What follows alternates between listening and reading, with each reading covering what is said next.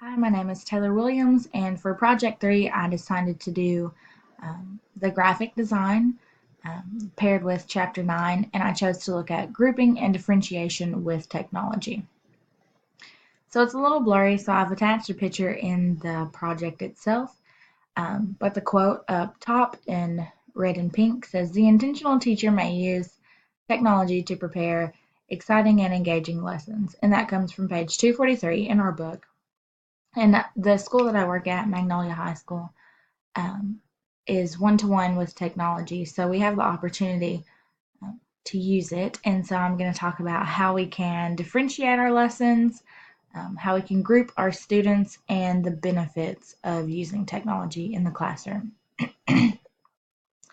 So you can see my differentiation section up there. One way that we can differentiate with technology is encouraging collaboration within our students. And when we do this, our students can work together. The good thing about technology is through things like Google Classroom, when they use Google Slides, they can work together anywhere, so they can take it home, they can work from their own houses over extended periods of times because it will save in Google Classroom through that. We can also provide students with much more project options. Often, like this class does, we can plan lessons, we can create PowerPoints, we can create graphics. So I think it makes students more comfortable because they're able to use their own talents and take things that they like, and they're going to be more engaged in the lessons when it's something that they enjoy. It also lets the students become the teacher through things like Google Slides, like I mentioned, or Prezi. Our students can create PowerPoints, and essentially, students can teach students. You may give them a chunk of a lesson and say, okay, your group, you're going to focus on this. This group is going to focus on this, and then they can take turns teaching.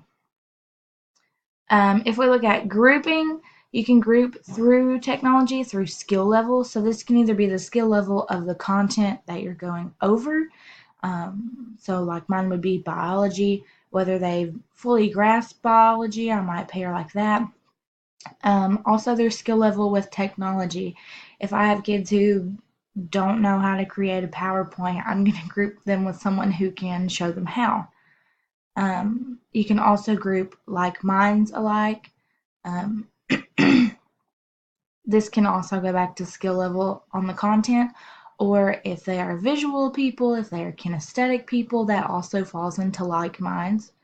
And I also included grouping by work ethic, so their responsibility. I don't want a group that is going to play the entire time. I want responsible students in each group so that they can hold each other accountable for getting the work that they need to done.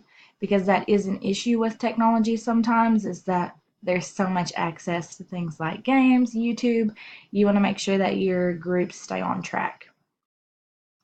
So now if we look at the benefits of using technology in the classroom, students can work at their own pace. So this is a big deal because I know that I got anxiety in the classroom, and I think that's an even bigger issue now.